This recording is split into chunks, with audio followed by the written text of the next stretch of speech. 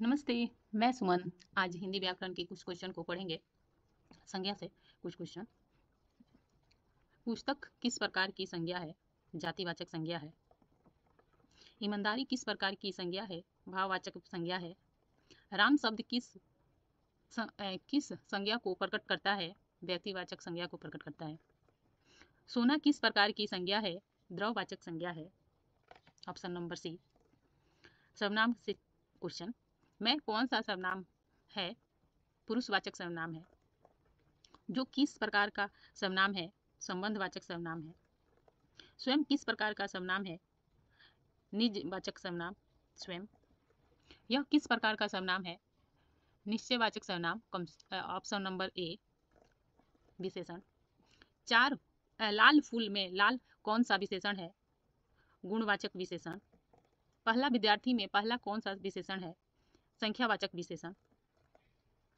तीन किताबें में तीन कौन सा विशेषण है? संख्यावाचक विशेषण। गाय का दूध में गाय का कौन सा विशेषण है? संबंधवाचक विशेषण। Option number D. रस छंद अलंकार से क्वेश्चन। राम का वन गमन किस रस से संबंधित है?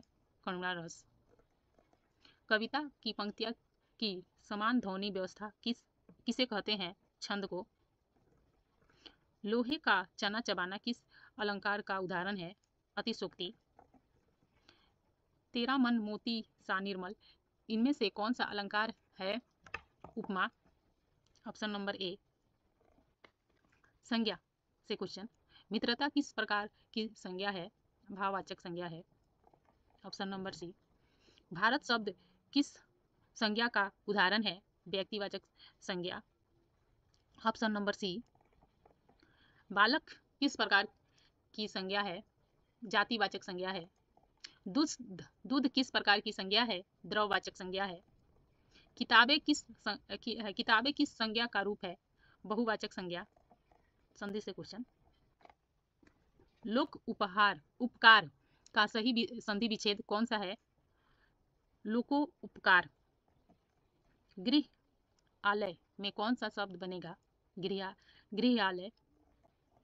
संत आचार का सही रूप क्या होगा? सदाचार। राज ऋषि के कौन सा शब्द बनेगा? राजऋषि। दिवा उदय का सही रूप कौन सा है? ऑप्शन नंबर बी दिवोदय। सुर इंद्र से कौन सा रूप बनेगा? सुरेंद्र। Option number C. जन अवधि का सही रूप क्या है? जनौधि। ऑप्शन नंबर ए जनौधि। पुस्तकालय प्लस आलय से बनेगा पुस्तकालय। Option number A. तथ एव से सही रूप क्या है? तथवे। Option number D. नर इस का रूप कौन सा होगा?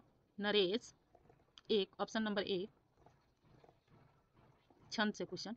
दोहा छंद को प्रत्येक पंक्ति को मात्राएं होती है। दोहा छंद की प्रत्येक पंक्ति में मात्राएं होती है। कितना होती है? ऑप्शन नंबर है डी 13-11। सवैया छंद में कितनी मात्राएं निश्चित होती है? 24। हरि गीतिका छंद की विशेषता क्या है? 28 मात्राएं होती है। रोला छंद का मात्रा विनाश्य है 13-11। कवित छंद का प्रयोग विशेषकर किस कवि ने किया? बिहारी ने। चौपाई छंद की 4 पंक्तियां में कुल कितनी मात्राएं होती है? 64। सोठा छंद में मात्राओं का क्रम क्या होता है? 13-11। दोहा का उल्टा होता है। 11-13 होता है, सॉरी 11-13 होता है, यहाँ ऑप्शन गलत है।